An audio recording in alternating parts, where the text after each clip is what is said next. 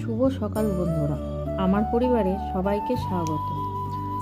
প্রথমে চলে আসলাম ফুল তুলতে। ফুল তুলে চলে আসলাম ঠাকুরকে জাগাতে। তারপর চলে আসলাম রান্নাঘরে। তারপরে জল বসিয়ে তাতে আটা দিয়ে আটাটাকে ভালো করে মেখে নিলাম, মেখে বেলে নিলাম।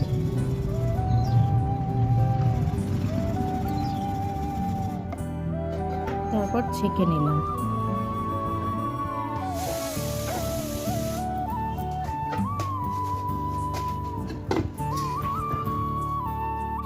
তারপর কড়া বসিয়ে আলু ভেজে নিলাম।